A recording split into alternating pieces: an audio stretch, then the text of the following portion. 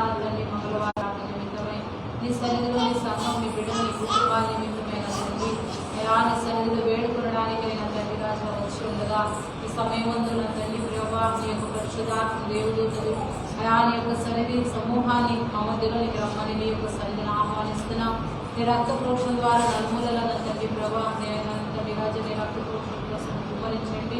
సాతాను శోధులు అంధకార శక్తులు సముఖాన్ని సంహరించి అయాని పరిశుద్ధాత్మ దేవుని దూతలున్న తండ్రి ఆయా యొక్క మందిరం చుట్టూ ఆవరిస్తున్న తండ్రి ప్రభా అయాని సన్నిధి ప్రభావంతో తండ్రి రాజు నింపుచు అయా తూర్పు పడమర ఉత్తర దక్షిణములో నుండి తండ్రి అనేక ప్రజలు ఉన్న తండ్రి అయానైనా తండ్రి రాజాని సన్నిధిలో ఉన్న తండ్రి ఆకర్షించబడడానికే నీ దేవుడితో ద్వారా అనేకులను రచన తండ్రి ప్రభా యొక్క స్థలానికి తండ్రి తీసుకుని రమ్మని విశ్వాసంతో వేడుకున్నాం ప్రభా అయాని సన్నిధిలో ప్రభా ఇది ఉన్న తండ్రి పాటల్లోనున్న తండ్రి రాజా మీ సన్నిధిలో తండ్రి రాజా చక్కగా స్వరాలతో తెలుసుకుని భయపరచడానికి సహాయం చేయమని అదే రీతిగా నా తండ్రి ప్రభా నీ సన్నిధిలో దేవాల తండ్రి నీ దాసుని నా తండ్రి బలమైన హస్తాల చేతులు అభివృద్ధి చూడగా అయా నీ దాసుని ప్రభా నీ యొక్క ఆత్మాభిషేకంతో అభిషేకించి అయా తన నోటిని పూరగా నా తండ్రి రాజు వాడుతున్న తండ్రి ప్రభా లైవ్ లో వింటున్నటువంటి ప్రతి బిడ్డలేమి నా తండ్రి రాజా ఇక్కడ కూర్చునేటువంటి మా హృదయాలను కఠినపరచుకోక మా హృదయాల్లో నా తండ్రి ప్రభా హృదయాలంటే హృదయాన్ని నా తండ్రి ధరించుకొని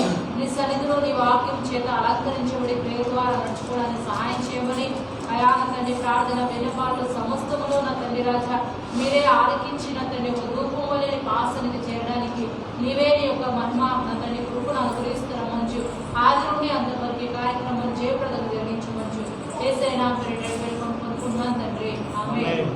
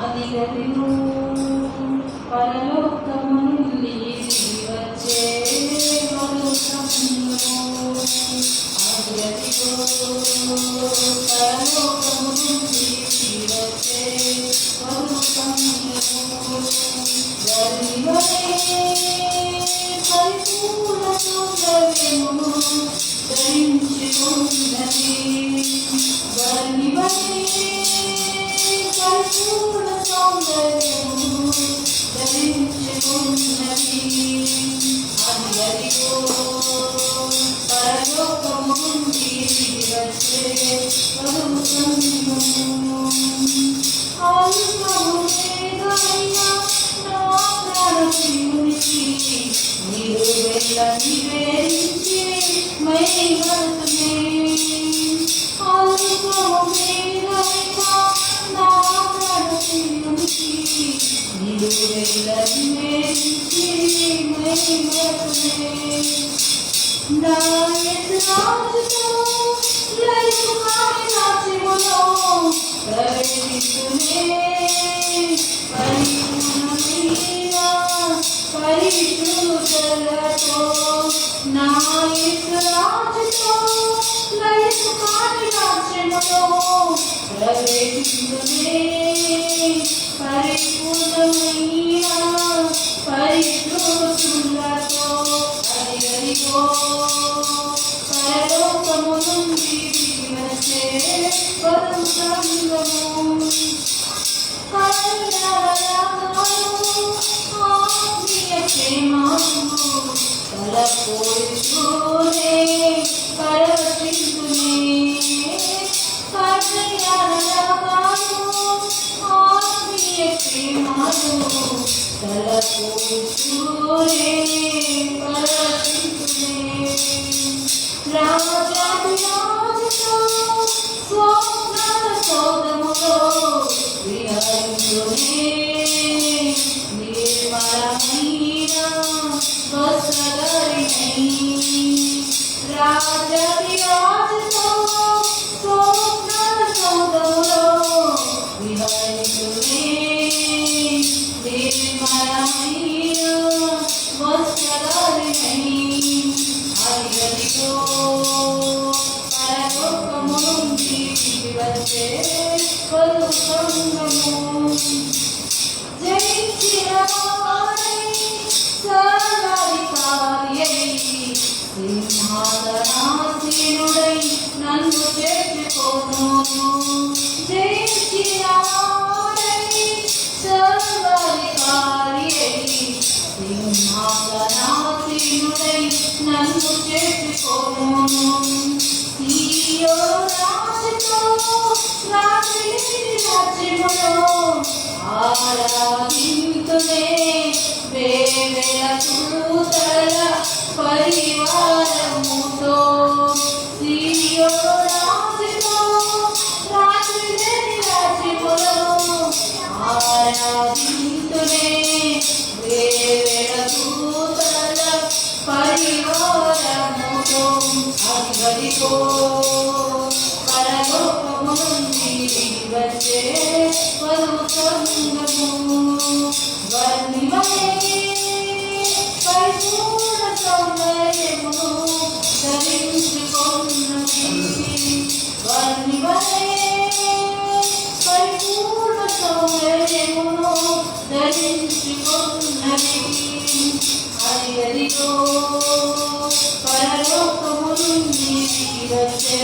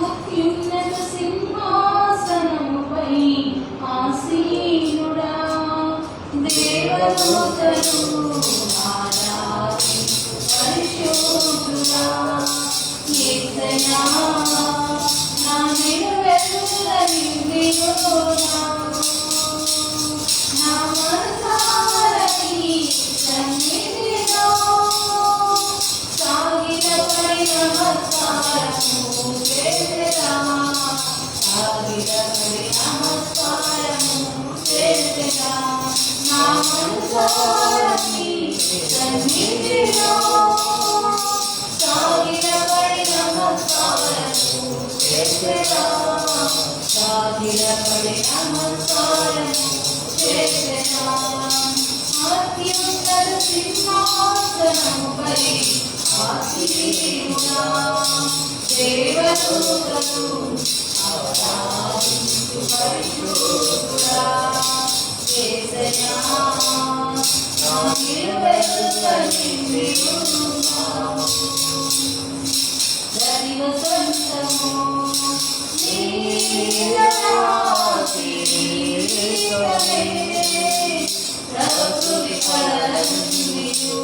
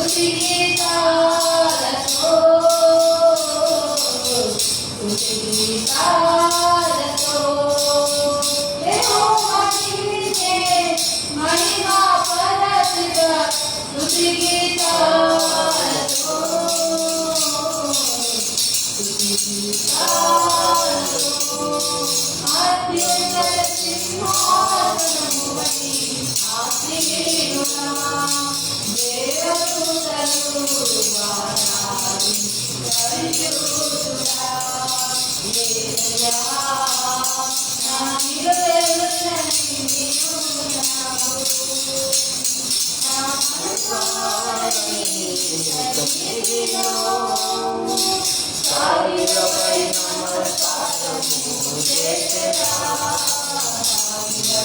నమస్కారము చేసెదా నా మనసారా నీ సన్నిధిలో సాగిలపై నమస్కారము చేసెదా సాగిలపై నమస్కారము చేసెదా.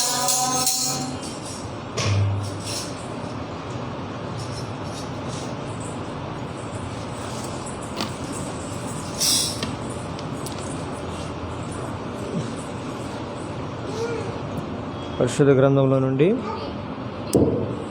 మాటలు, దేవుని మాటలు మనం చూసుకొని ప్రార్థనలోకి వెళ్ళడానికి దేవుడు కృప చూపును గాక. చూడండి, మత్తయి సువార్త 18వ అధ్యాయం. మత్తయి సువార్త 18వ అధ్యాయము 20వ వచనం. Matthew Gospel chapter 18 verse 20. మత్తయి సువార్త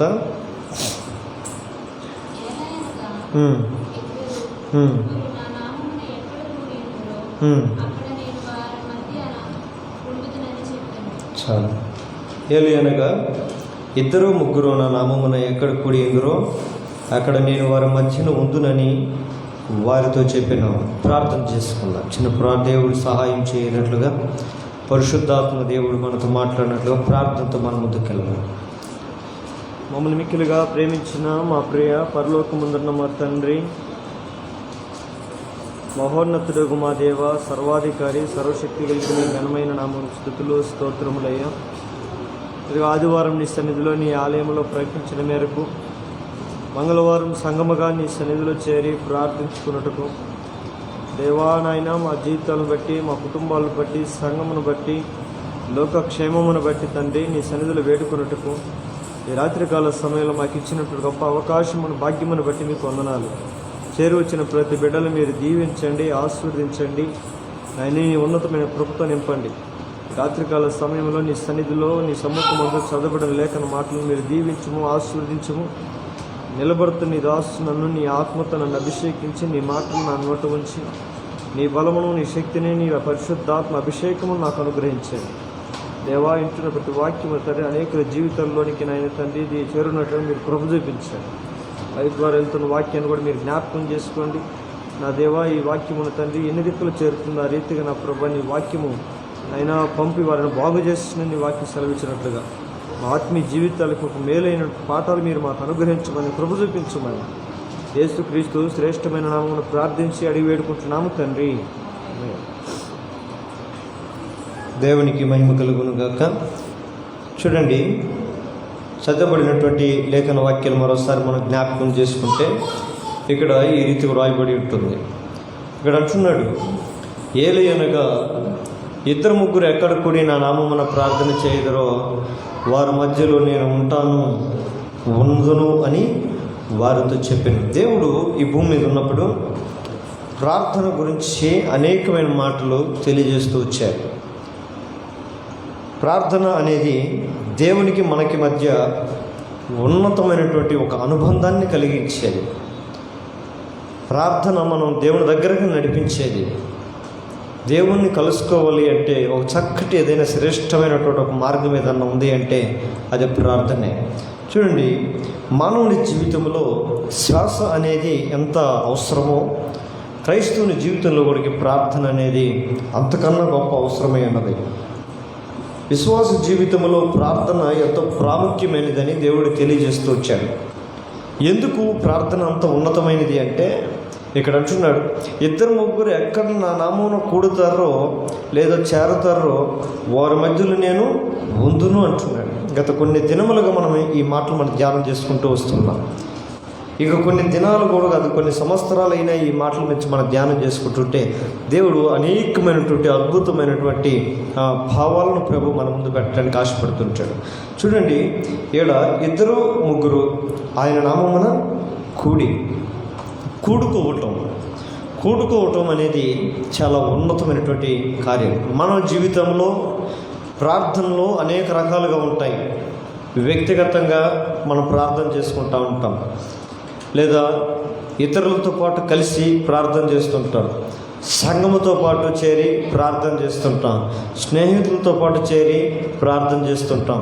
మనం ఎక్కడ ప్రార్థన చేసినా కూడా అనేకమైన ప్రార్థనలకు దేవుడు సహాయం చేస్తూనే ఉన్నాడు. అయితే ఈ దినాన ప్రభు మనతో మాట్లాడాల్సినటువంటి అమూల్యమైనటువంటి మాటలు ఏదైనా ఉంది అంటే, 2-3 ఎక్కడ నా నామమున కూడి ఉంటారు. చూడండి, కూడుట అనేది చాలా ఇంపార్టెంట్. అయితే ఈ దినాల్లో సమాజముగా కూడనీయకుండా అపవాది అనేకమైనటువంటి మానవులకు అభ్యంతరం కలుగు చేస్తున్నాడు. హెబ్రీ రాసిన పత్రికలో అంటాడు, చూడండి ఆ మాట చూసుకుందామా. హెబ్రీ రాసిన పత్రికలో ఒక మంచి మాట అంటాడు, మనము సమాజముగా కూడుట మానక అని ఒక మంచి మాట అక్కడ చెప్తూ ఉంటాడు.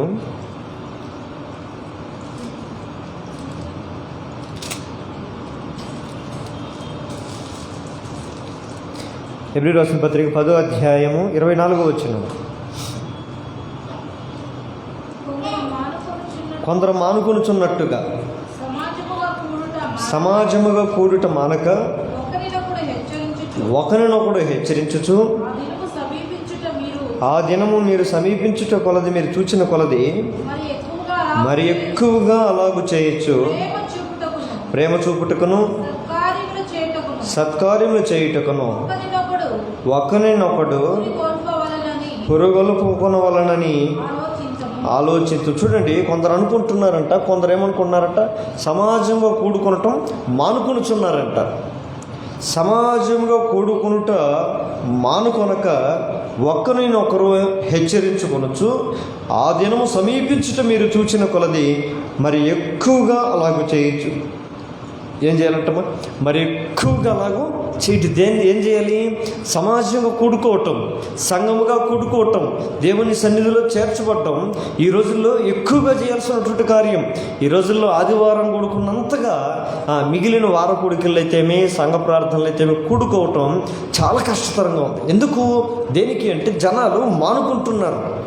ఇది ఈ రోజుల్లోనే కాదు, ఆ రోజుల్లో కూడా అనేక మంది క్రైస్తవులు కూడా దేవుని పరిశుద్ధాత్మ అభిషేకంతో కూడుకున్నటువంటి పరిచర్య జరుగుతున్న దినాల్లో కూడా అలాంటి నిర్లక్ష్యం కలిగిన వారు కూడా ఆ రోజుల్లో ఉండే ఉన్నారు. వారు దేవుని బలమైనటువంటి పరిచర్య జరుగుతున్నప్పటికీ అనేక మంది కూడా మానుకొనుచున్నారంట. ఆ మానుకొనుచున్నటువంటి వ్యక్తులను ఉద్దేశించి కూడుకొనుచున్న వారితో పౌలు చెబుతున్నటువంటి మాటలు ఇవి. చూడండి, మనం ఏ విధంగా అయితే సమాజముగా కూడుచున్నామో కొందరు అనుకొనుచున్నట్టుగా సమాజంగా కూడటం మానుకొనుచున్నారు. అట్టి వారిని ఏం చేయాలంట? పురుగుల పాలి ఒకరినొకడు హెచ్చరించాలంట. ఏమని? ఇదిగమ్మా, యేసయ్య దినము దగ్గర రాబోతుంది, యేసు ప్రభు రానయ్యున్నాడు, ఎందుకు నీకు నిర్లక్ష్యం ప్రార్థన అంటే? దయచేసి ఇదిగో దేవుని సన్నిధికి రండి, దేవుని ఆలయంలోకి రండి, దేవుని సన్నిధిలో మనం అందరం చేరి ప్రార్థన చేద్దాం, దేవుని సన్నిధిలో మన జీవితాలను కట్టుకుందాం అని ఒకరినొకరు ఏం చేయాలంట? హెచ్చరించుకోవాలి. అంత మాత్రమే కాదు, కింద అంటున్నాడు ఆయన, మంచి కార్యములు చేయనట్లుగా ఒకరినొకడు ఏం చేయాలంట? పురుగులుపుకోవాలంట. పురుగులుపుకోవాలంటే కింద పుట్టేజులు అంటాడు రేపుకోవటం.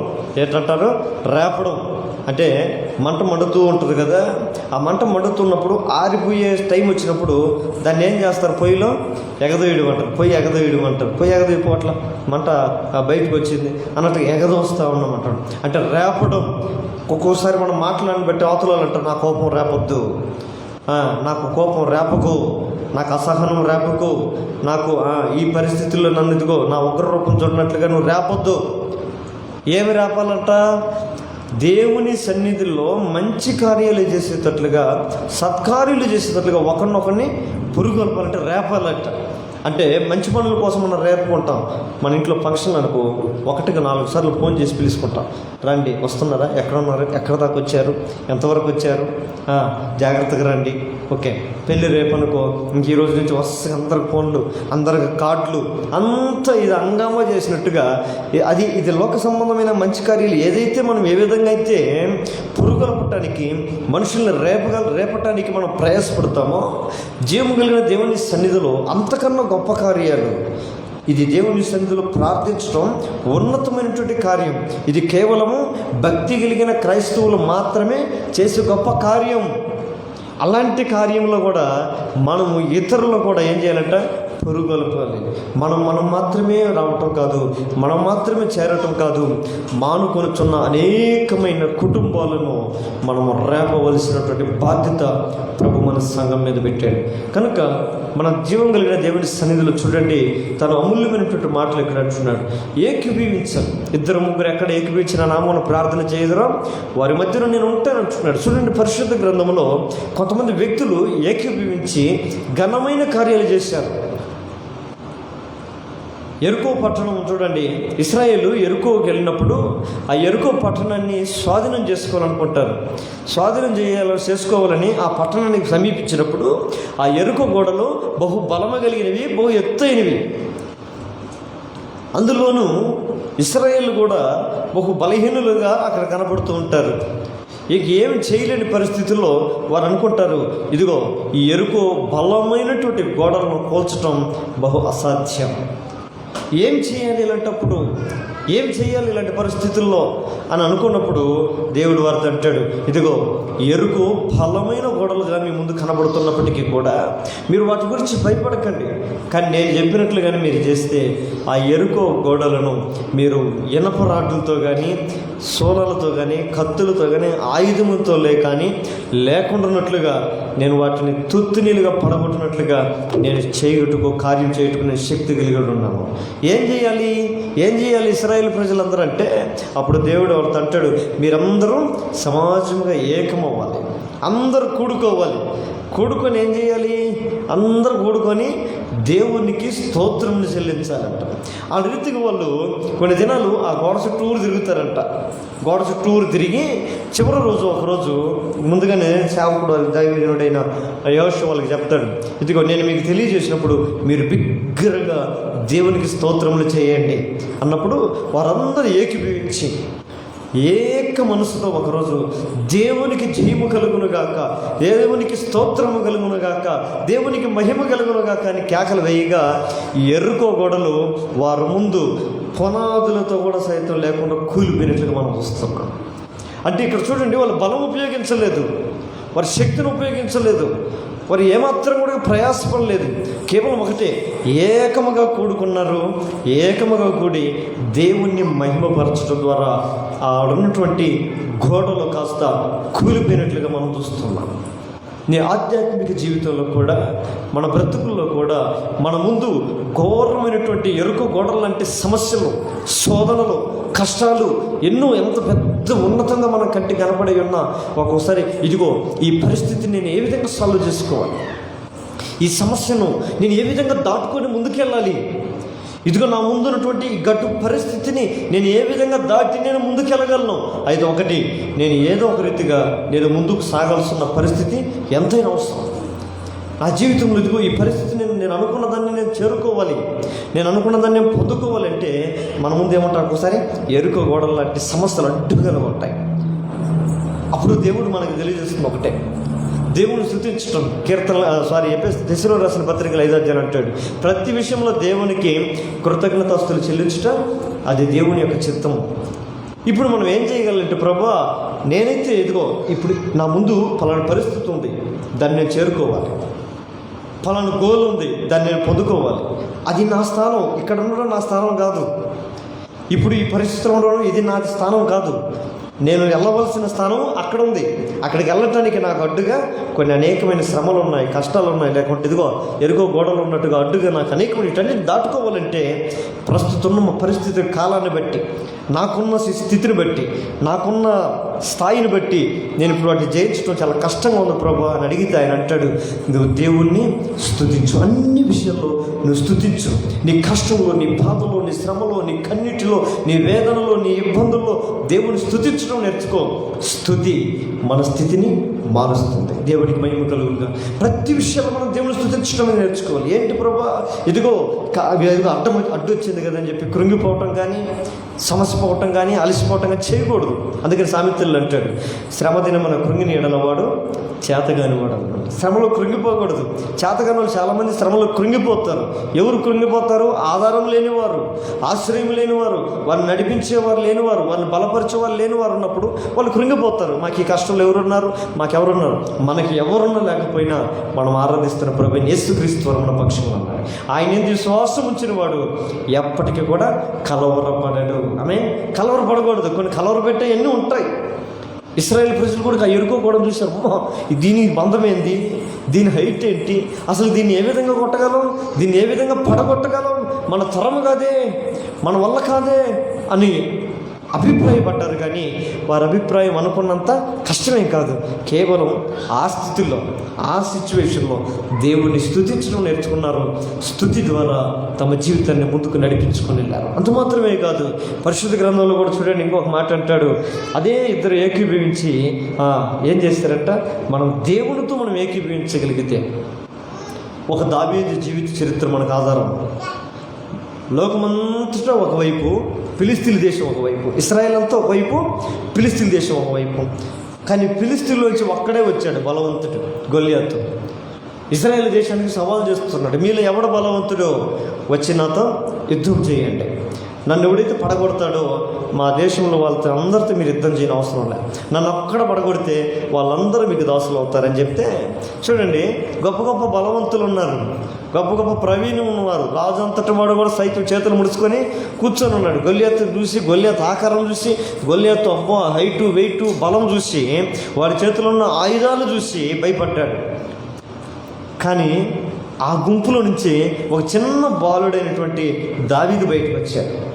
దావీదు బయటకు వచ్చిన తర్వాత దావీదు ఆ యుద్ధ రంగంలోకి దిగాడు.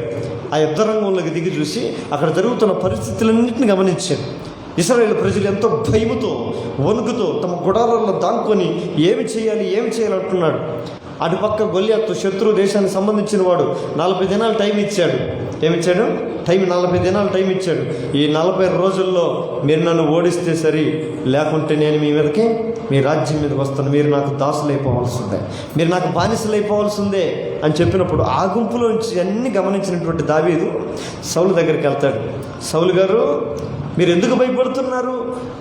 యుద్ధం చేయకుండా ఉండడానికి కారణం ఏమిటి అని అంటే, సౌలు అంటాడు, బాలుడు, నువ్వు చిన్న బాలుడు, నీకు తెలియదు, ఈ పరిస్థితి నీకు అర్థం కాదు, పక్కకు పోయి ఆడుకోపో అంటాడంట. ఆడుకునేదానికి నేను రాలేదు, ఈ దేశ పరిస్థితులు నేను గమనిస్తూ ఉన్నాను. ఇక్కడ వాడు ఒక్కడే, ఆఫ్టర్ ఆల్ వాడు ఒక్కడే, మనం ఎంతమంది ఉన్నాం ఇక్కడ, వాడిని జయించడానికి వెనకాడడం ఎందుకు? వాడేం మహాబలవంతుడా, వాడు మహాబలసూరుడా అంటే, నువ్వు గొల్యాతుని చూసినట్లేదురా, రేపు వస్తున్నాడు పొద్దున్నే, నువ్వు పక్క వెళ్ళిపోరు అట్లా అని చెప్పారంట. సరే, తెల్లారింది. అదే రీతిగా గొల్యాతు అన్నీ ధరించుకొని, ఆయుధాలన్నీ ధరించుకొని, యుద్ధ ఆయుధాలన్నీ ధరించుకొని ఆ ముందు డోలు కొట్టుకుంటూ టంగ్ టంగ్ టంగ్ అని కొట్టుకుంటూ వస్తూ ఉన్నారట. ఆయన అక్కడి నుంచి వస్తూ ఉంటే వీళ్ళందరూ గుండెలు దడ కొట్టుకుంటున్నాయంట. ఇక జీవితంలో అదే ఆఖరి రోజేమో నాకు తెలిసి 40వ రోజు అనుకుంటా. ఇంకా ఈ రోజు ఇంకా కానీ ఎవడన్నా బొయ్యి వాడితో పోరాడుకుంటే వీళ్ళందరూ బొయ్యి వాడికి బానిసలుగా మార్చబడాల్సిందే. అదిగోరా, మేము ఇన్ని దినాలు ఎందుకు భయపడుతున్నామని అడిగావు కదా. దావీదు, ఎందుకు మేము కలవరంతో ఉన్నాము అని నువ్వు అడుగుతున్నావు కదా. మేము ఎందుకు భయభీతులతో మేము దాగి ఉండి, మేము ఎందుకు ఏమి చేయలేని స్థితిలో ఉన్నామని నువ్వు అడుగుతున్నావు కదా. వాటన్నిటికీ సమాధానం అదిగో అట్లా చూడని చెప్తే, గొల్యాతు వస్తున్నాడంట. ఇంత పెద్ద పెద్ద చేతులు వేసుకొని, ఇంత పెద్ద పెద్ద కాళ్ళు వేసుకొని, అంత పొడుగున. దావీదు మన వైపు చూసాడంట. దావీదు మన వైపు చూసి వీళ్ళందరూ కూడా భయోత్పాదకంగా కనపడుతున్నాడు. కానీ దావీదుకు మాత్రం చూస్తే ఎట్లా కనపడుతున్నాడట, ఏదో కామెడీ పీస్ లాగా, ఒక జోకర్ పీస్ లాగా, ఏదో జీవం లేని మనిషిలాగా వచ్చినట్టు ఉందంట. కానీ దావీదు చూసి, అయ్యో రాజుగారు, వీని చూసే మీరు భయపడేది, అయినా వీని చూసి ఇంట్లో భయపడాల్సినది ఏముంది ఇంట్లో? వాళ్ళందరూ అన్నారంట, రే నీ పిల్ల చేష్టాలు మా దగ్గర చూపి మాకురా, నువ్వు చూడు, వాడి హైట్ చూడు, వాడి చేతిలో ఉన్న శూలం చూడు. వాడిని ఒకవేళ కొట్టాలి, వాడిని ఏమైనా పడేయాలి అని ఒకవేళ వాడి దగ్గర పరిగెత్తితే నువ్వు ఆడ 6 మూరలు ఉండగానే వాడి చేతిలో ఉన్న శూలంతో ఆ నుంచి నిన్ను పొడి చేస్తాను. నేను ఎంత కత్తి పట్టుకొని పోయి టక వాడి కాడ తిప్పి పోయింది అనుకో, ఏమంటారు చూడు, ఏమంటారు? కుప్పి గంతులు. దేని ముందు కుప్పి గంతులు అంటారు. సింహం ముందో పులి ముందో వాటి ముందో కుప్పి గంతులు ఏమాక అన్నట్టుగా వాడి ముందుకు వెళ్ళి నువ్వు ఇంత కత్తి పెట్టుకుంటావు. వాడి ముందు శూలం ఉంది, 12 అడుగులో అంత శూలం పట్టుకొని వస్తూ ఉన్నాడు. వాడు ఒక పోటు వేసేస్తాడు. వాడు శూలం చూడు, ఆ శూలం పట్టుకున్న చేతిలో ఉండే బలం చూడు, వాడి హైట్ చూడు, వాడి శక్తి చూడు. అట్లా అవతల వాడిని బలము చూసి వీళ్ళు భయపడుతున్నారు. అప్పుడు దావీదు ఒకటి గుర్తించాడు, వీళ్ళు అవతల వాడిని శక్తిని అంచనా వేసుకుని వీళ్ళు భయపడుతున్నారు, కానీ శక్తినిచ్చే శక్తిమంతుడైన దేవుడు మన పక్షాన ఉన్నాడనే విషయం సౌలు గుర్తిరగట్లేదని దావీదు గ్రహించాడు. దావీదు ఇంకిలతో మాట్లాడడం అనవసరం. అప్పుడు ఒక మాట అంటాడు, రాజా మీకు సెలవైతే నేను వానితో పోరాడుటకు నాకు సెలవేమో, వానితో నేను యుద్ధానికి వెళ్ళటానికి నాకు అవకాశం ఏమో, నాకు ఇప్పుడే సెలవు ఇవ్వండి. నేను వెళ్ళి వాడి తల తుత్తునీలుగా నరికి నేను మీ పాదముల దగ్గర వాడి తల తీసుకొని వచ్చి పెడతానంటాడు. ఈయనకు అర్థం కాదు, ఏంట్రా ఏం మాట్లాడుతున్నాడు, నాకు తెలిసి అనిపిస్తుంది ఇంక పోతే పోయిండే ఈడు, ఇంకెట్ట మనం ఓడిపోతాము, ఈడన పోయి సావని అనుకునేడేమో. అలా అయితే భలా మంచి దాసుగా ఇదిగో నువ్వు వెళ్ళు అని చెప్పి లేచి ఆయన తల మీద టోపీ తీసి ఆయనకి పెట్టి ఖడ్గం ఆయనకి పెట్టాడట. ఆయన తల ఎంత ఉంటుంది, ఈ తల ఎంత ఉంటుంది, ఆ తల పెట్టాలి, దిగి లోపలికి పోయిందంట. అబ్బా ఇది నాకు వాడుక లేదు రాజుగారు, ఇది మీరే పెట్టుకోండి, ఇదిగో ఈ ఆయుధాలతో కూడా నాకు అలవాటు లేదు, ఈ కత్తులు, ఈ శూలాలు, ఈ అవిసులు ఇవన్నీ నాకు అలవాటు లేదు. మరి ఎలా వెళ్తావురా వాడి మీదకి యుద్ధానికి ఎలా వెళ్తావు? ఏం చేసి వాడిని పడగొడతావు? ఏం చేసి వాడిని నీళ్ళు అసలుకి వాడిని కొట్టగలను, వాడిని పడవేయగలనని ఏమి చూసి నీలో ధైర్యం అని అడిగితే అప్పుడు అంటాడంట, అసలుకి ఏంటి రాజుగారు, అసలు నేను ఎందుకు యుద్ధం చేస్తాను, భలే కూడా మీరు గమ్ముకుంటే నేను ఎందుకు యుద్ధం చేస్తాను అతంతా, మరి ఇంకెవరు చేస్తావురా, ఎంత కొమ్మ తీసి నన్ను దోషేస్తే నువ్వు ముందుకు పోయి ఆడికి పోయి నన్ను ఏమైనా పిలుస్తావేమో, పొర్రపాటు నా పని చేయి మాకు నువ్వు అంటే, అయ్యో మీరు భయపడి ఇప్పటికీ 39 రోజుల నుంచి ఉన్నారు, ఇంక మీరేం యుద్ధం చేస్తారు, మరి ఇప్పుడు నేను పోతానంటే కదరా, ఎట్లా పోతావు అంటే, నేను పోవట్లే, ఈ యుద్ధం చేసేది యెహోవా. ఆమేన్. నాతో పాటు వచ్చేవాడు నా దేవుడని యెహోవా, ఈ యుద్ధము నేను కాదు చేసేది, నా దేవుడే యుద్ధము జరిగించును. కాకపోతే వాడిని జయించాలంటే నాలో ఏం కావాలి? విశ్వాసం. మీరందరూ నేను చూసింది ఒకటే, అవిశ్వాసం. నేను ఈ లోకమును జయించలేని అవిశ్వాసం మీలో కూర్చున్నది. ఈ లోకమును జయించే శక్తి కలిగిన దేవుడు, జయింపజేసే శక్తి కలిగిన దేవుడు మన పక్షాన ఉండనే లేనిది అవిశ్వాసమే. అంతకన్నా బలహీనమైనది ఒకటి లేదు.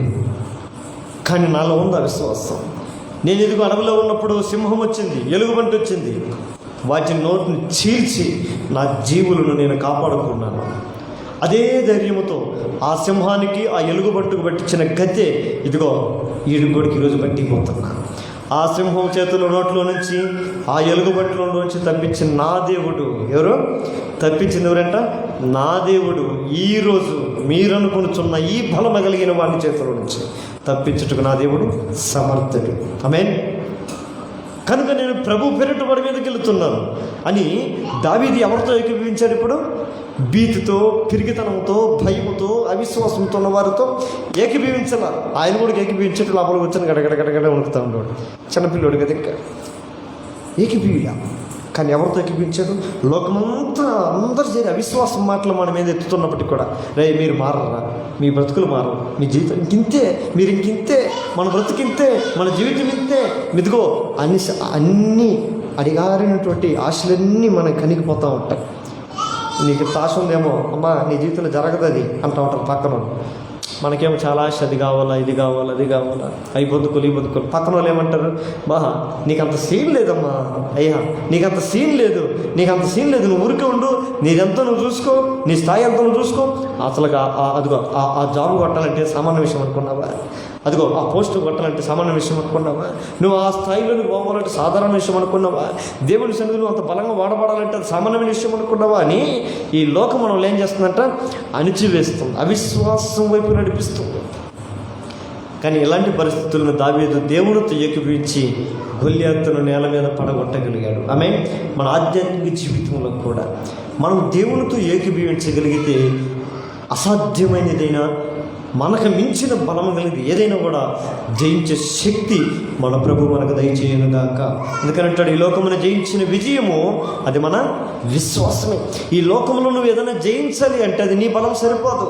మహాజ్ఞానులే మోకాళ్ళ మీద పడి మూలగుచ్చున్నటువంటి దాఖలు అనేకం ఉన్నాయి పరిశుద్ధ గ్రంథంలో కూడా. కానీ లోకాన్ని మనం జయించలేం. ఈ లోకమును జయించేది దేవుని మీద మనకు ఉన్నటువంటి విశ్వాసమే. అట్టి విశ్వాసం లేని వారు ఈరోజు ఏం చేయట్లేదు, సమాజంగా కూడుకోవట్లేదు. అనేక మంది సాతాను బలం ముందు చతికిలబడి మూలబడి మోకాళ్ళ మీద పడి కూర్చుంటున్నారు ఈ రోజుల్లో.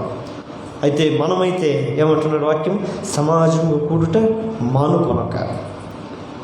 ఆ దినము సమీపించుట కొలది, ఏ దినము, ప్రభు దినము సమీపించుట కొలది మరి ఎక్కువగా కూడుకోవాలంట. మరి ఎక్కువ ఇప్పుడు ఎలక్షన్ టైం దగ్గర పడాలకి ఎక్కడలేని మీటింగులు చూడు, ఎన్ని మీటింగులు. ఇది 5 సంవత్సరాలు జరగవచ్చు కదా, ఇది 5 సంవత్సరాలు ప్రజల్లోకి పోవచ్చు కదా, 5 సంవత్సరాలు ఊరూరి వాడ తిరగచ్చు కదా. రారే ఈ ఎలక్షన్ టైం అయ్యేళ్ళకి పర్టికులర్గా వచ్చేళ్ళకి అమ్మా నాకే ఓటు వేయండి, నాకు ఓటు వేయండి. ఈ 5 సంవత్సరాలు జరగాలి కదా, జరగదు.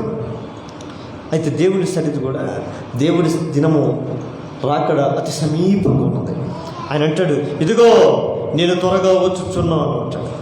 దేవుడు ఏమన్నాడు, లేదు నేను లేటుగా వస్తాను, లేదు నేను ఎప్పుడో ఒకరోజు చెప్పే రోజు 10 సంవత్సరాల ముందుగానే చెప్పేసి వస్తానన్నాడా?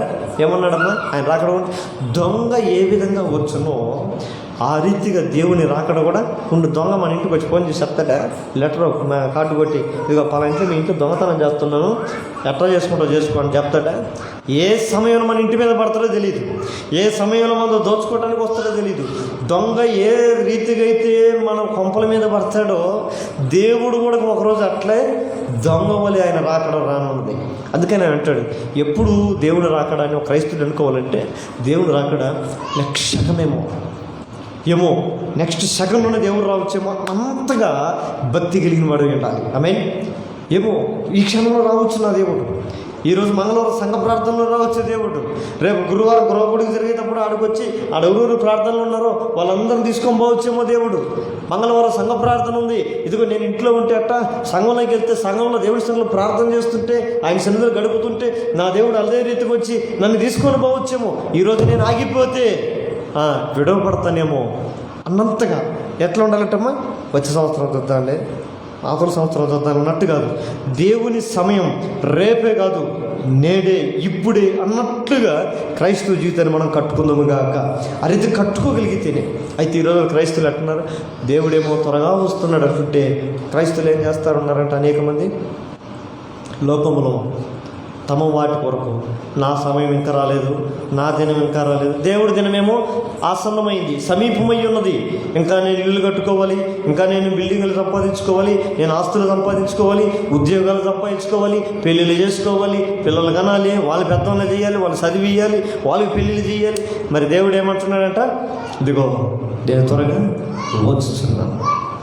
మరి మన పనులు మనం చేసుకుంటుంటే ఆయన వచ్చేస్తే మన పరిస్థితి ఏంటి? అందుకని దేవుని వాక్యం ఉంటుంది. అలా అని చెప్పి మన పనులన్నీ ఆపుకొని దేవుడా ఎప్పుడొస్తావు అని చెప్పి అడగడం అని కాదు. ప్రతి వారు కూడా తమ సొంత కార్యములనే కాక ఏం చేయాలంట, క్రీస్తు కార్యములు కూడా చూసుకోవాలంట. మన పనులు చేసుకుంటూ మనం చేయాలి. ఇప్పుడు మన చిన్న బిడ్డ, పురిటి బిడ్డ, తల్లి బిడ్డని తన పనులన్నీ చేసుకుంటున్నా, బిడ్డ మీద గమనం ఎట్టు ఉంటుంది, అడితే పనులు అరిచినప్పుడు చూసుకుందాం ఉంటుంది, కేమని క్యాకేస్తుంది కదా, అప్పుడు పరిగెత్తాలని అనుకుంటుంది. ఎన్ని పనులు చేస్తున్నా, ఎన్ని మైండ్లు గమనాలన్నా బిడ్డ మీద ఒక కన్ను పెట్టి ఉంటాం. ఒక్కొక్కసారి తను ఆమర్చి పనులు ఉన్న భర్త చెప్పండి, ఏమండి ఇదిగో బిడ్డను చూస్తుంటే జాగ్రత్తగా అంటే బిడ్డల మీద ఒక ఫోకస్ పెట్టి ఉంటుంది. మన ఆధ్యాత్మిక జీవితం, మన ప్రతి లోకంలో మనకి అనేకం ఎన్నున్నా, మన ఉద్యోగం ఉన్నా, మన కుటుంబాలు ఉన్నా, మన వ్యక్తిగతం ఉన్నా, మన పర్సనల్ ఎన్నున్నా, అయితే ఒకటి దేవుడు రాని ఉన్నాడు. ఆ దినమున నేను ఎత్తబడేటట్లు ఉండాలంటే నా ఆత్మీయ స్థితి ఎలా ఉన్నది అన్నట్లుగా మనం ప్రతిదినం చూసుకుంటుంటారు. అది కానీ అంటున్నాడు చూడండి, ఇశ్రాయేలు ప్రజలు ఏకీభవించి యెరికో గోడలను కూల్చారు. దావీదు దేవునితో ఏకీభవించి బలవంతుడు గొల్యాతును కూల్చాడు. అది 2 మంచి పనులు జరిగాయి. అయితే భూమి మీద కూడా కొన్ని ఏకీభవించి కొన్ని చెడ్డ పనులు కూడా జరుగుతాయి. యూదులంతా ఏకమయ్యి యేసుప్రభు మీద అబండాలు పోపి ఆయన సిలువ కూడా వేసేశారు. కొన్ని ఏకమైతే మంచి జరుగుతాయి, కొన్ని ఏకమైతే చెడు కూడా జరుగుతాయి. అన్నీ ఏకమయ్యి అందరూ ఏకమైపోయి యేసుప్రభుకి ఇలాంటివాడు అని ఆయన మీద అబండాలు వేసి సిలువకి ఎక్కించారు. కానీ మంచివారి మీద అనేకులు ఏకమైపోయి ఒక నీతిమంతుణ్ణి దోషిగా మార్చినంత మాత్రాన అతడు ఏమాత్రం కూడా చెడిపోడు. వీళ్ళందరూ పనికి వాళ్ళందరూ ఏకమైపోయి మనల్ని 10 రకాల కన్నా కూడా అదేం కలుగుతుందంటే మనకు ఆశీర్వాదకరము, ఇతరులకు కూడా ఆశీర్వాదకరంగా ఉండేటట్లుగా దేవుడు మనం మార్చును కాక. ఆమేన్. మన మీద అబండాలు వేసినప్పుడు, మన మీద లేనిపోని మాటలు మాట్లాడినప్పుడు, అనేక రకాలుగా మనల్ని అవమానించినప్పుడు గుర్తుపెట్టుకోవాలి, నీతి, యథార్థత, నిజమైనటువంటి విశ్వసనీయత మన హృదయంలో కానీ ఉంటే లోకమంతటా వేసి మన మీద ఏలెత్తి చూపించిన దేవుడు ఒకరోజు నిన్ను వారికి కూడా ఆశీర్వాదకరపు మార్చును కాక. వాళ్ళకి కూడా ఎవరైతే ఇశ్రాయేలు ప్రజలు యూదులు అంటారు, ఇదిగో వీని సిలువ వేయండి అంటే అక్కడ అంటారంట, పిలాతు అంటాడంటే, ఈ రక్తంతో నాకు ఎలాంటి సంబంధం లేదు కనుక నా చేతులు నేను కడుక్కొనిచున్నానంటే వాళ్ళు అంటారంట, పోనీ నువ్వు కడుక్కో, ఆ రక్తం ఏదో మా మీద, మా పిల్లల మీద, మా కుటుంబాల మీద ఉండను కాక. ఆ రక్తం ఏ రక్తం? అది పాపములను కడిగే రక్తం, పరిశుద్ధమైన రక్తము, పవిత్రమైన రక్తం, అది శ్రేష్టమైనటువంటి అమూల్యమైన రక్తం. అది ఆ రక్తమును క్రోధమును కోరేది కాదు, ఆ రక్తము ఆ మనుషుని యొక్క పతనాన్ని కోరేది కాదు. ఆ రక్తము మానవ విమోచన కొరకై చిందింపబడుతున్నటువంటి ఆ రక్తము. కనుక చూడండి, అమూల్యమైనటువంటి దేవుని మాటలు. ఈరోజు మనం కూడా దేవునితో మనం ఏకీపించేవారమై ఉండాలి. ఒక దావీదు వలె మనం దేవుడితో ఏకీపించగలిగితే ఈ లోకంలో బహు ఫలము కలిగిన శక్తి ఏది మన ముందున్నా దాన్ని పడవేయాలంటే మనం కాదు, మన ముందు నీ ముందు నడిచేవాడు నీ దేవుడైనా యెహోవా వాక్యం. ఆయన చూసుకుంటాడు. మనం చేయాల్సింది ఏదన్నా ఉంది అంటే ఆయనతో ఏకీభవించి ఆయనతో పాటు నడవడమే మనం చేయాల్సిన పని. ప్రభా, అన్ని పరిస్థితులు నడవడానికి నేను ఇష్టపడుతున్నాను. ఒక ఎలీషా ఏలియాతో ఏకీభవించి ఆయన 7 అద్భుతాలు చేస్తే ఎలీషా ఎన్ని చేశాడంట? 14 అద్భుతాలు చేసి 2 ఆశీర్వాదం. అంత మాత్రమే కాదు, 2 ఆత్మ అనుభవాన్ని పొందుకున్నటువంటి వాడిగా ఎలీషా మనకు కనబడతాడు. నా ప్రియమైన దేవుని బిడ్డలారా, ఈ రాత్రికాల సమయంలో దేవుడు మన సంఘముగా మనతో మాట్లాడుతున్న మాటలు ఏంటంటే, సంఘముగా కూడుట మనం మానేవారుగా కాదు. ఏం చేయాలంట? ఎక్కువగా కూడుకునేవారు ఉండాలి. కూడుకునుట ఏం జరుగుతుంది? ఇశ్రాయేలు కూడుకున్నారు, దావీదు దేవునితో ఏకీభవించాడు. ఈ లోకంలో అనేకులు దేవునితో ఏకీభవించి ఘనమైన వారిని పొందుకున్నారు. అయితే ప్రార్థన ద్వారా లభించే అద్భుతమైనటువంటి అవకాశం, ఒకటి ఆశీర్వాదం, నేను ఒక మాట చూపించి మనం ప్రార్థనలోకి వెళ్దాం. చూద్దాం ఆ మాట. ఫిలిప్పీయులకు రాసిన పత్రిక 4వ అధ్యాయము 6-7 వచనాలు.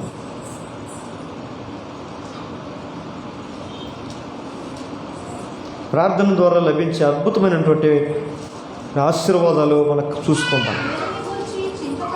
దేని గురించి మీ చింతపడకుడి, ప్రతి విషయంలోనూ ప్రార్థన అను విజ్ఞాపముల చేత కృతజ్ఞతాపూర్వకముగా మీ విన్నపాలు దేవునికి తెలియజేయాలి. చూడండి, దేని గురించి కూడా చింతపడడం మానేసి మనం ఏం చేయాలంట? ప్రతి చింతను, ప్రతి విధమైన ఆలోచనలు తీసుకొని వెళ్ళి దేవుని మీద వేసి, దేంతో? ప్రార్థన అనే దాని ద్వారా, ప్రార్థన చేయటం ద్వారా మనలోని ఆందోళనన్నీ తొలగిపోతాయి. మనలో అనేకమైన చింతలు ఉంటాయి. చింతలేనివాడు ఎవడైనా ఉంటాడు భూమి మీద? చింతలేనివాడు సంతలేని నిద్రపోతాడంట. చింతలేనివాడు ప్రశాంతంగా నిద్రపోతూ ఉంటారు. అయితే చింతలోడికి నిద్ర పట్టద్దా? వాడికి ఏదో పెద్ద రోగం ఉన్నట్టుగా ఫీల్ అయిపోతుంది. అన్నీ ఉన్నా కూడా మనసులో ఏదన్నా ఒక చిన్న వ్యధ పడిందంటే, ఒక చిన్న ఆలోచన పడిందంటే అన్నీ మర్చిపోతాం.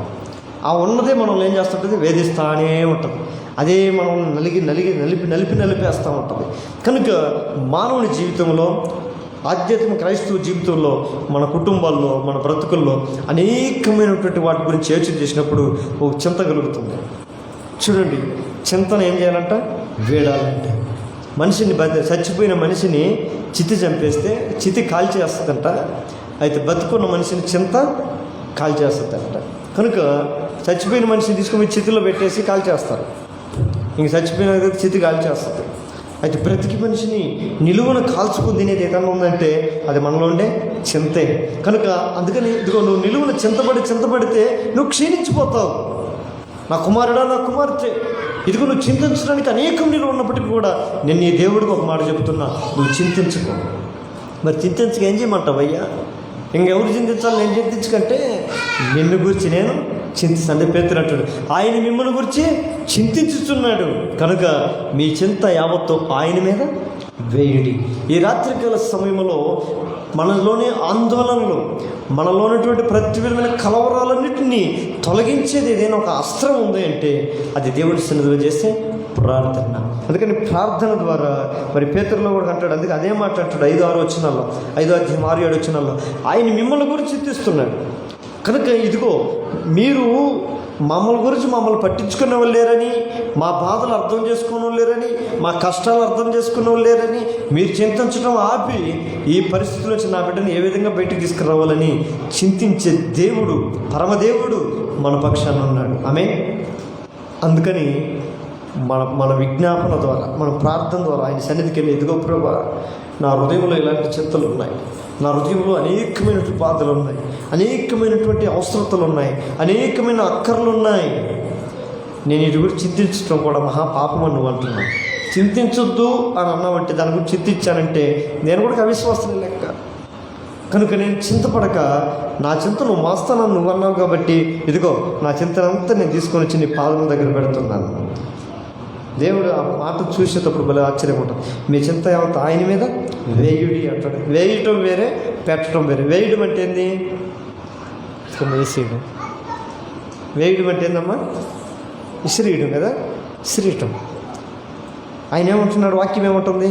మీ చింత ఏమంత నా మీద వేయుడి, పెట్టుకోండి అంటే అది వేరే విషయం. చాలా మూటలు ఉంటాయి అన్నాడు. ఎత్తుకొని సీదా ఆయన మీద వేయడమే. అందుకని అంటాడు, ఇదిగో రాజ్య భారము ఆయన భుజం మీద ఉన్నదంట. లోక భారం మోసుకొని పోయే ఈ లోకంలో భారాలన్నీ మోయడానికి ఆయన వచ్చాడు. నీ భారం ఒక పెద్ద ఏం కాదు, ఆయన పెద్ద భారమే కాదు. దేవుడు నీలాంటి వాడు అనుకోవటం అది మన మూర్ఖత్వం అవుతుంది. ఆయన గొప్పోడు. ఎంతోడంటమ్మా? ఆయన ఆకాశం తన సింహాసనం అయితే భూమి ఆయన పాదపీఠం, కాలు పెట్టుకున్నంత అంతే ఆయనకి. ఆ పాదపీఠం మీద మనమందరం ఉండేది. ఆ పీఠ మీద ఏమేమి జరుగుతున్నాయి ఆయనకి తెలియకుండా ఉంటుంది. సమస్తం ఎరిగిన వాడు. ఒకసారి మనం అనుకుంటాం, ఎంతోమంది బాధలు ఉంటాయి, నా బాధ దేవుడికి ఆడేరికి అవుతుందో, నా బాధ దేవుడికి ఆడ అర్థమవుతుంది అని అనుకుంటూనే ఉంటాం. కాదు, ఆయన మన ప్రతి బాధను, ప్రతి చింతను గమనించేవాడు, చూసేవాడు. మనం ఏం చేస్తున్నామంటే ఆ చింతను ఆయనకి ఇవ్వకుండా మనమే పెట్టుకొని మోసుకుంటున్నాం, మనమే మోస్తానే ఉన్నాం. కనుక లోక పాపం మోసుకొని పోయే దేవుని గొర్రె పిల్లగా ఆయన ఈ లోకానికి వచ్చాడు. పాపమనే తీసేసేవాడు కాదు, మనలో ఉండే చింతలను కూడా, ఆందోళనను కూడా తీసివేసే శక్తి కలిగిన వాడు ఆయన ఉన్నాడు. ఆమె శక్తి కలిగిన వాడు ఉన్నాడు ఆయన. కనుక మనం ఆయన మీద కేవలం విశ్వాసంతో మన చింత తీసి ఆయనకి ఇస్తే చాలు. రేపు ఏమి జరుగుద్దో మనం ఆలోచన చేయకూడదు. అందుకంటాడు, రేపేమి సంభవించినో మీకు తెలియదు. ఈరోజు ఇప్పుడు మంది నుంచి బయటికి వెళ్ళిపోతే అక్కడ ఏం జరుగుతుందో మనకు తెలియదు. ఇప్పుడు బయట ఏం జరుగుతుందో మనకు తెలియదు. ఈ క్షణంలోనే మన కళ్ళ ముందు జరిగి మనకు తెలియగలిగింది. అయితే రేపేమి సంభవించినో మీకు తెలియదు కనుక ఇదిగో రేపటి గురించి మీరు ఏమాత్రం కూడా యోచన చేయకండి. అలా అని చెప్పి ఇంకా అది గురి గమ్యం లేనోళ్ళు, ఒక ఏమంటారు చూడు, ఒక ఎయిమ్ లేనోళ్ళలాగా, ఒక లక్ష్యం లేనోళ్ళగా బతకమని కాదు, ఒక ముందు చూపు కూడా ఉండాలి ప్రతిదానికి. అలా అని చెప్పి దేవుడు చెప్పాడు, రేపు గురించి ఏచి ఈరోజు తిన్నానా, పడుకున్నా, తెల్లారిందా అనే ధోరణి కూడా మంచిది కాదు. వాడిని సోమరిపోతులు అంటారు. మళ్ళీ సోమరి చీమల కాడికి పోవాలంటాడు. మళ్ళీ అవి సిద్ధపాటు చేసుకుంటాయి. దేని కొరకు? తమ జీవన విధానం కొరకు, అంటే మేలైన వాటి కొరకు, తన బ్రతుకు కొరకు ఉపయోగపడేవి చేస్తడం మంచిదే. అయితే క్రైస్తవ జీవితంలోకి వచ్చిన తర్వాత వ్యర్థమైన వాటి గురించి చింతించటం అనేది మహాపాపం. వ్యర్థమైన వాటి కోసం యోచన చేయటము మహాపాపం. కనుక అలాంటి వ్యర్థమైన మనలో ఉంటే అవన్నీ ఏం చేయాలంటే దేవుని పాదముల దగ్గర తీసుకురావాలి. ప్రభువా, ఇదిగో దావీదు ఒక మంచి ప్రార్థన చేస్తాడు. చూడండి, కీర్తన 31:22 చూడండి. కీర్తన 31:22 31:22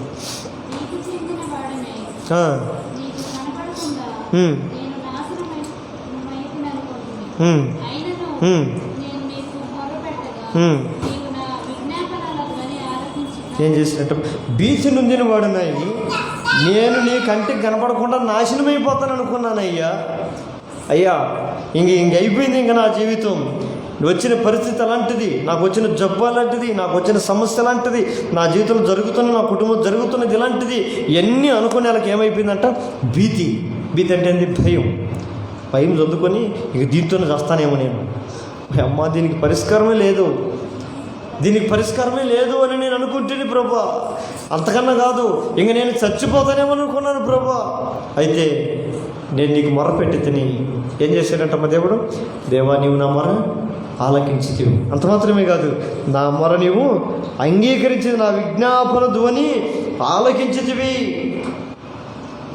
ఆశలు అణగారిన వేళ, మన బ్రతుకుల జీవితాలు అణగారిన వేళ దేవుడిచ్చి గొప్ప అవకాశం.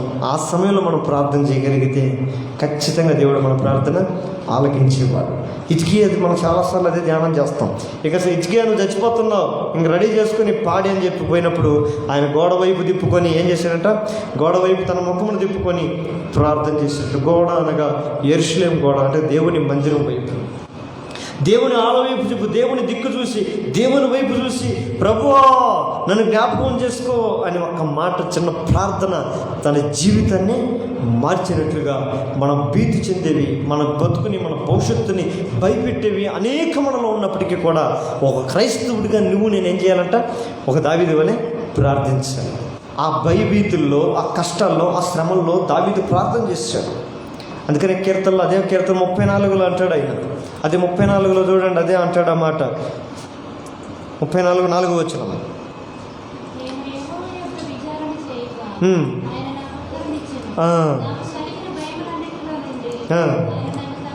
ఏం చేసినట్టమ్మా, నేను నా శ్రమలో నేను యెహోవాకు మొరపెట్టాను, నేను భయంలో భీతిలో నేను యెహోవాకు మొరపెట్టాను. నాకు వచ్చిన భీతి, నాకు వచ్చిన భయం ఏంటంటే ఇంక ఈ భయంతో నేను పోతానేమన్నట్టుగా ఉంది. ఈ జబ్బుతోనే, ఈ అప్పుతోనే, ఈ రోగంతోనే, ఈ సమస్యతోనే, ఈ అవమానంతోనే, ఈ నిందతోనే ఇంక అయిపోయింది నా జీవితం, ఇంక నేను లోకానికి ఏ విధంగా మొహం చూపించాను అన్నట్లుగా ఉంది. దేవునికి నేను మొరపెట్టి తిని ఆయన నా విజ్ఞాపన ధ్వని ఆలకించాను. ఇదిగో నా శ్రమలో నేను యెహోవాకు మొరపెట్టి తిని ఆయన నాకు కలిగిన భయములన్నిటిలో నుండి నన్ను విడిపించును. నా ప్రియమైన దేవుని బిడ్డలారా, ఈ వాక్యం నీ బ్రతుకుల్లో ఎలాంటి ఆందోళనలో ఉన్నావు, ఎలాంటి చింతలో ఉన్నావు, ఎలాంటి కలవరాలతో నువ్వు ఉన్నావు, గుర్తుపెట్టుకో. వీటన్నిటిని తీసివేసేది ఒక స్థానం ఉంది, ఒక స్థలం ఉంది, అది జీవము కలిగిన దేవుని సన్నిధి. ఆయన ఆలయంలోనికి వచ్చి, అందుకే దావీదు అంటాడు, యెహోవా తన ఆలయంలో నా మొర అంగీకరించను, ఆలకించను. నా మొర ఆలయంలో ఆయన నా మొర ఆలకించను, ఆయన నా పక్షమున కార్యములు చేసినట్టు పాట పాడుకుంటాడు. మన ఆధ్యాత్మిక జీవితంలో అనేకమైనటువంటి ఆందోళన ఉన్నప్పటికీ కూడా దేవుని సేవ మనం చేసే ప్రార్థన ద్వారా కలిగే శ్రేష్టమైన ఆశీర్వాదం ఏదైనా ఉంది అంటే మనలో ఉన్నటువంటి ఆందోళనన్నిటి తీసివేసేది మనం చేసే ప్రార్థన. అంత మాత్రమే కాదు. చూడండి, యాకోబు రాసిన పత్రిక 1వ అధ్యాయము, యాకోబు రాసిన పత్రిక 1వ అధ్యాయం 5వ వచనం. యాకోబు రాసిన పత్రిక 1వ అధ్యాయము 5వ వచనం.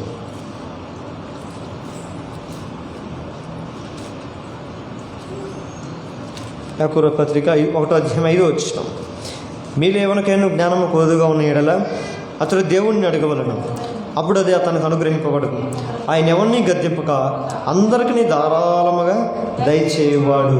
రెండవదిగా చూడండి, సమస్యల నుంచి నువ్వు బయటపడేదానికి మార్గం చూపిస్తుంది ప్రార్థన. మొట్టమొదటి గుర్తుపెట్టుకోవాలి, ప్రార్థన ద్వారా మనకు లభించే అద్భుతమైన ఆశీర్వాదం ఏదైనా ఉంది అంటే మొదటిది ఏంటంటే ఆందోళన మనలోంచి తొలగిస్తుంది. ఆందోళన వచ్చినప్పుడల్లా ఈ మాటలన్నీ జ్ఞాపకం చేసుకోవాలి. ఏది, ప్రయాసపడి భారం మోసుకొని సమస్య నా ఎదుకు రండి అనేది ఒక మాట గుర్తు చేసుకోవాలి. ఇంకా మనలో కలవరం చింత ఎక్కువ అయిపోతుంది అనుకో, దేవుని మాట వెంటనే గుర్తు చేసుకోవాలి. మీరు దేని గురించి చింతపడగాకండి, మీ హృదయం కలవరపడనీకండి. లేదు ప్రభు నేను చింత మొయ్యలేకపోతున్నాను, నేను భరించలేకపోతున్నా అంటే మళ్ళీ ఇంకొక మాట గుర్తు చేసుకో, ఆ చింత భారం నా మీద వేసి ఇవన్నీ ఆయన మీద వేసి మనం ఏం చేయాలా, నిశ్చింతగా ఉండాలి.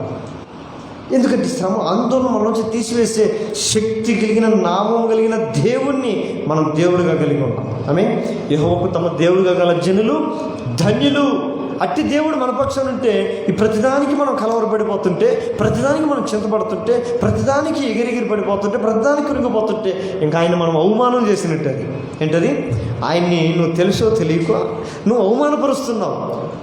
దేవుడు మన దగ్గర ఉండాలంటే గౌరవం ఉండాలి ఆయనకి. అంటే ఇప్పుడు నేను మీ ఇంటికి వస్తాను, నన్ను అగౌరవపరిచారు అనుకోండి, అయినా కానీ పర్వాలేదని వస్తానా? ఒకసారి వస్తా, 2 సార్లు వస్తా, పదే బ్రదర్ ఇట్లా రావద్దు, నువ్వు బయట ఉండండి, అక్కడే ఉండండి నువ్వు. అమ్మ ప్రియాంక ఇదిగో బ్రదర్ వచ్చాడు, బయటకు ఎత్తుకొని పోయి అన్నము ఆ ప్లేట్లు ఇచ్చి అట్లా ఇచ్చి పంపించేసి అని ఒక్కొక్కసారి అవమానం చేస్తుంటే ఎట్లుంటుంది? అందుకే దేవుడు పిచ్చోడు అంటాడు, నన్ను ఘనపరచు వారిని నేను ఘనపరుస్తాను. దేవునికి ఎట్ట ఘనత చేస్తామనేది ఫస్ట్ తెలుసుకోవాలి. దేవునికి ఘనత ఎట్ట చేస్తామంటే మన ముందు అన్ని ఓటంలా కనపడుతున్నప్పటికీ కూడా నేను ఓడిపోను. ఎందుకు ఓడిపోవంటే నా దేవుడు నన్ను ఓడిపోనివ్వడం. అది విశ్వాసం. సాతాను అంటాడంట, రేహి అసలు దేవుడు అసలు నీ పక్షాన ఉన్నాడని విశ్వాసం ఉందని, లేకపోయినా పర్లేదు ఉన్నాడంతే. ఏ మహా అయితే ఏం చేస్తారో నువ్వు నాకు జీవితంలో ఎన్ని తెచ్చి మహా అయితే నువ్వు చంపేస్తావు అంతే, ఇంతకు మించి నువ్వేం చేయలేవు. కానీ నా దేవుడు శక్తిమంతుడు, ఆయన నన్ను రక్షిస్తాడు, నాకు సహాయం చేస్తాడు. ఆయన మాట మనం పదే పలకడంగా నేర్చుకుంటుంటే అపవాదికి సిగ్గు, దేవునికి మహిమ. హల్లెలూయా. సాతాను మనం ఏం తెచ్చేవాళ్ళు ఉండాలంటాం? సిగ్గు తెచ్చేవాళ్ళు ఉండాలి. ఈరోజు క్రైస్తవులు అట్ట కాదు, దేవుడికి సిగ్గు, సాతానికేమో మహిమ. సాతాను ఘనత వాడు చెప్పింది అంటారు. ఎందుకు రాలేదమ్మా ఈరోజు చర్చికి అంటే చాలు, నేను కూర్చోలేకపోతానండి, చర్చిలో ఎండ ఎక్కువగా ఉంది కదా, చాలాసేపు కూర్చొని కావట్లే. ఇంకొంతమంది రావాలనుకున్నా కుదరలా, చేయాలనుకున్నా కుదరట్లే అన్నీ ఏం చేసే కావట్లే. ఇంకేం చేయాలా? దేవుడు కూడా ఏం చేయాలా? నన్ను అవమానపరుస్తుంటే నేను కూడా చేతులు కట్టుకొని చూస్తూ ఉంటా. రహి నీ జోలికి రాంట, నేను అనవసరంగా నీ కాడికి వచ్చాననుకో, నువ్వు ఇప్పుడే బాగా ప్రార్థన చేస్తావు, ప్రభా నా కష్టాలు తీసి నా శ్రమలు తీసి వేస్తున్నామని అడుగుతున్నా తండ్రి ఆమెను అంటావు. కళ్ళు తెరుతాను నీ అదే పాడు బుతికి నీదదే, మళ్ళీ భయపడతా ఉంటాం. కళ్ళు తెరిచిన తర్వాత మళ్ళీ భయపడుతుంటాం. మా అప్పులోడు ఇటు పక్క నుంచి వస్తాడమ్మా, ఇది ఇటు పక్క నుంచి వస్తారమ్మా, వాళ్ళు ఏళ్ళ నుంచి వస్తారు, వీళ్ళు ఏళ్ళ నుంచి వస్తారు, ఇటు పక్కనే నుంచి పేకల మీద పడతారు, తలకాయ చెప్పి అయ్యో ఏమి నేను భరించలేదు అంటాం. ప్రార్థన చేసేటప్పుడు మాత్రం చేస్తాం. కళ్ళు మూసుకున్నంత వరకు ఉన్న భక్తి అంటే మన భక్తి ఎట్టుందంటే కళ్ళు మూసుకుంటే ఏముంటుందని చీకటి అన్నట్టుగా ఉంటుంది, అంధకారం మన భక్తి. సాతాను దాన్ని చూపించుకొని అయ్యా చూడు నీ బిడ్డ భక్తుడు ఏం ప్రార్థన చేస్తాడు, కళ్ళు తెరవని చూద్దాం ఆ భక్తి ఎట్లా ఉంటుందో ఊడిపోతుంది. ప్రాతకాలమున అంటాడు చూడు, మంచు ఆరిపోయినట్లుగా నీ భక్తి ఉందంటాడు బైబిల్. మన భక్తి ఎట్టుందంటే పొద్దున్నే చలికాలం చూస్తే గడ్డి మీద మంచు బలం ఉంటుంది, బుడకలుగా తెల్లగా దూదిగా పత్తిగా. సూర్యుడు వచ్చేటట్టు చాలా కొద్దిసేపటికి ఏమైపోద్ది అంతా. మన భక్తి కూడా ఇంతే. దేవుని సన్నిధిలో ఉండే విశ్వాసం శ్రమలో ఉండదు. దేవుని మందిరంలో దేవుని సన్నిధిలో ప్రార్థన చేసే విశ్వాసం శ్రమల వలయంలో నిలబడినప్పుడు ఉండదు. కానీ ఇక్కడ ఉండకపోయినా అక్కడ ఉండాలని దేవుడు కోరుకుంటున్నాడు. ఆమె అసలు ఆ పరిస్థితిలో ఉండాలని కోరుకుంటున్నాడు. దేవుని సన్నిధిలో మనము ఎప్పుడు ఆయన నామాన్ని ఘనత తెస్తుంటామో అప్పుడు ఆయన నీ జీవితానికి గొప్ప విజయం దేవుడు చేస్తాడు. రెండవదిగా అంటున్నాడు ఆయన, మీరు ఎవరికైనా జ్ఞానం కొదుకుని ఎడలవాని దేవుడిని అడగవలను, ఆయన అడుగువానికి ధారాళముగా జ్ఞానం దయచేస్తాడు. ఎందుకు ఈ జ్ఞానం అంటే అన్నిటికీ కార్యాభివృద్ధికి కారణము జ్ఞానమే. జ్ఞానం లేకుండా ఉన్నాడు అంటే వాడు దేనికి పనికి రాడని అర్థం. పిచ్చోడు ఉంటారు రోడ్ల మీద పడి ఎట్లుంటారా వాళ్ళు దేనికైనా పనికి వస్తారా? వాళ్ళు తీసుకొని ఎమ్మెల్యే పెడతారా, సర్పంచులు పెడతారా, దేనికి పోటీ చేస్తారు? వాడు పిచ్చోడు అంతే. ఆ బట్టలు సరిగా ఉండవు, దుమ్ము కొట్టుకొని కటింగ్ చేయించుకోడు, గడ్డం పెంచుకొని పిచ్చోడు బ్రష్ చేయడు, శుభ్రం చేయడు, ఆ రోడ్ల మీద తిరుగుతూ ఉంటాడు. ఎందుకు పనికిరాని వాళ్ళలాగా. అది జ్ఞానం ఎందుకు అడగాలి అంటే చూడండి, సమస్యల్లో నుంచి బయటకు రావాలి అంటే జ్ఞానం ఉండాలి. ఈ సమస్యలో ఉన్నాం, ఈ సమస్య నుంచి ఎట్లా రావాలి బయటికి అంటే దేవుని సన్నిధిలో కూర్చొని ప్రభా ఈ సమస్యల వలయంలో నేను చిక్కుకొని ఉన్నాను, నేను ఏ రీతికి నేను బయటకు రావాలి, దీనికి నాకు జ్ఞానం దయచేయండి అని అడిగితే జ్ఞానం దేవుడు ధారాళంగా దయచేస్తాడంట. ఈరోజు ఈ సమస్యల వల్ల కుటుంబంలో ఒక సమస్య వచ్చింది, సమాజంలో ఒక సమస్య వచ్చింది. మనమంతా ఏం చేయాలి? కుటుంబంలో సమస్య వస్తే భార్యాభర్తలుగా మనం కలిసి కూర్చొని ఇదిగో దీని నుంచి మన జ్ఞానంతో మనం బయటపడాలి. మనం ఎట్లా కట్టు చేద్దామని కాదు. భార్యాభర్తలు ఇరువురు ఏకమయ్యి ప్రభువా ఇదిగో మేము ఈ ఫలాని సమస్యలో మేము చిక్కుకొని ఉన్నాం, ఫలాని పరిస్థితుల్లో మేము చిక్కుకొని ఉన్నాం, ఇందులోంచి మేము బయటికి రావడం ఎలా అని దేవుని సన్నిధిలో అడగాలి. ఈ జ్ఞానం మాకు దయచేయి. దేవుడే జ్ఞానం ఇచ్చేవాడు. సర్వజ్ఞాని ఆయన, అనంత జ్ఞాని ఆయన.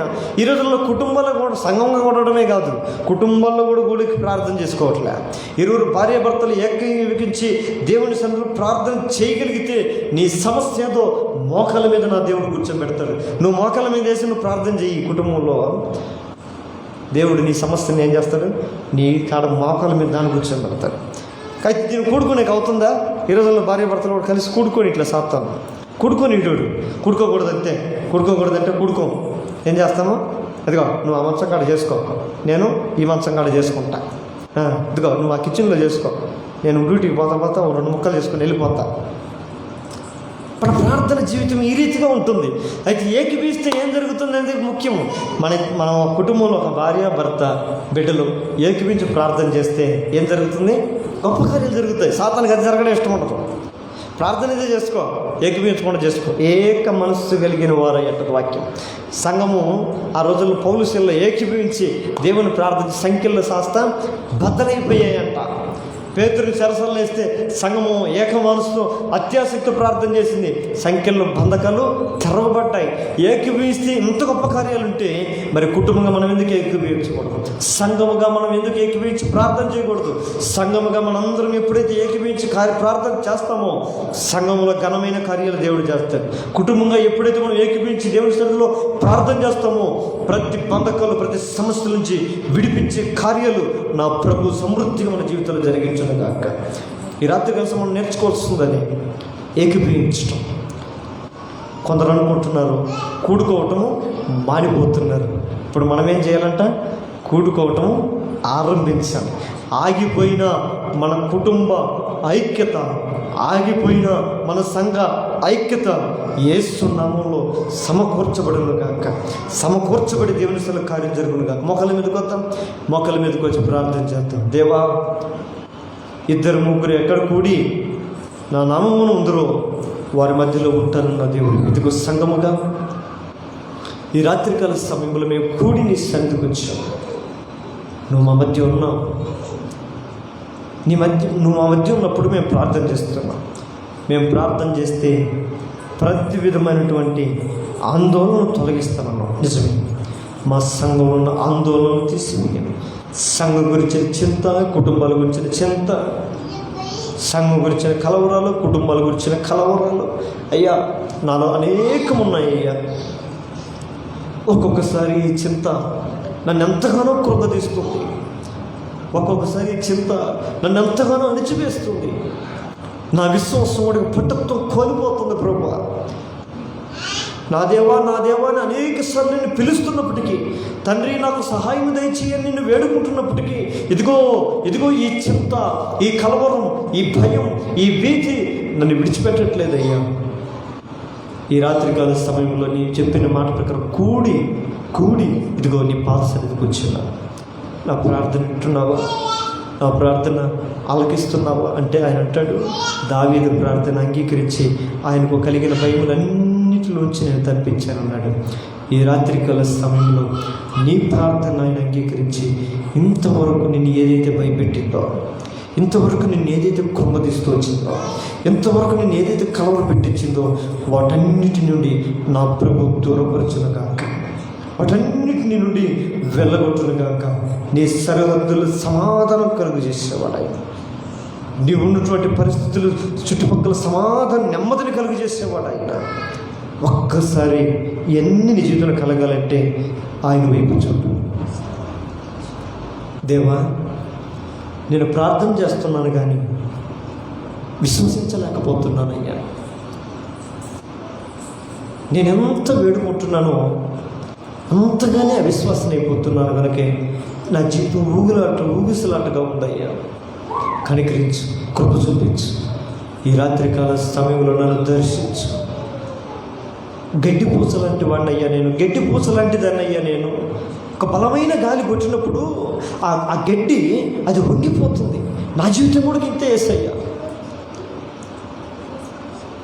ఆ గడ్డి వేరు భూమిలో ఉన్నప్పటికీ కూడా అది పెరుగుట ద్వారా గాలి, బలమైన గాలి వచ్చినప్పుడు అది గాలికి ఊగుతున్నట్లుగా నా బ్రతుకుంది.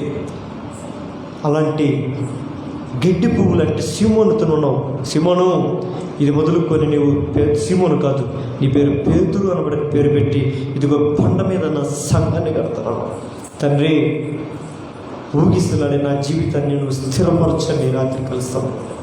మా సంఘంలో ఉన్న కుటుంబాన్ని మీరు స్థిరపరచండి. గాలికి ఊగే రెల్లు లాంటి వారు ఉన్నారయ్యా సంఘంలో. తండ్రి, వీరందరిని మీరు స్థిరపరచండి. లోకంలో అపవాది వీస్తున్న ఆ గాలి దెబ్బకు, ఆ యొక్క బలమైనటువంటి ప్రభావానికి ఎక్కడ లొంగిపోకుండా, ఎక్కడ తొలగిపోకుండా, ఎక్కడ స్థానం తప్పిపోకుండానట్లుగా తండ్రి ప్రతి బిడ్డలను, ప్రతి కుటుంబాన్ని నీ సన్నిధిలో స్థిరపరచుదురుగాక.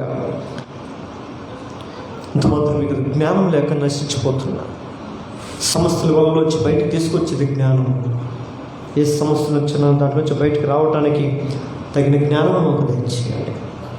మాకు జ్ఞానం లేదని వేడుకుంటున్నాం. జ్ఞానం లేని వల్లనే ఇదిగో కొన్ని సమస్యలు మేము చిక్కుకొని ఉన్నాం. జ్ఞానం లేని వల్లనే కొన్ని ఇదిగో ఉపద్రవం వల్ల మేము చిక్కుకొని ఉన్నాం.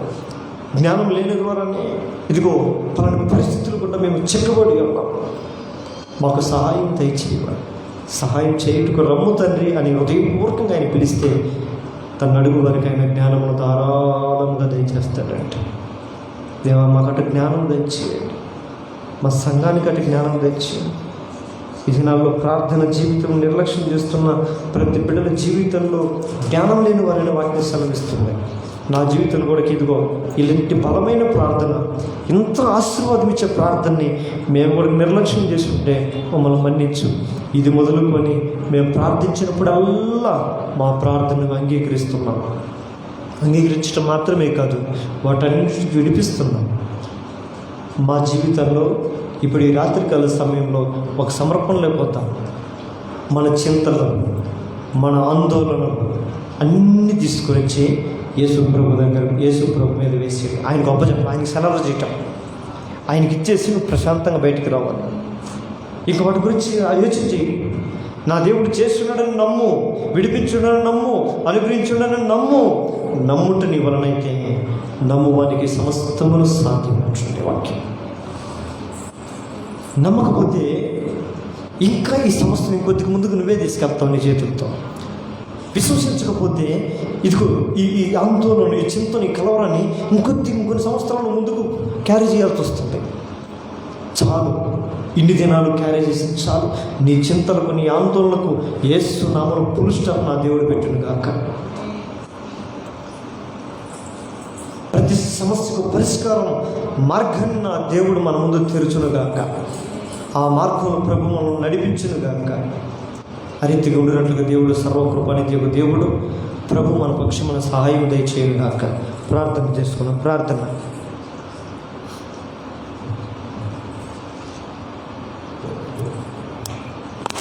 చేయమ్మ ప్రార్థన. నేను చేస్తాను చివరి ప్రార్థన. నేను చేస్తాను ప్రార్థన. అందరూ లోపలికి పోతాం. దయచేసి నేను ప్రార్థన చేసుకున్నప్పుడు ముందు నాతో పాటు ప్రార్థన ఏకీభవించండి. నువ్వు ఏకీభవించే ప్రార్థన నీ జీవితంలో దేవుడు కార్యం జరిగించడానికి ఆశపడతాడు.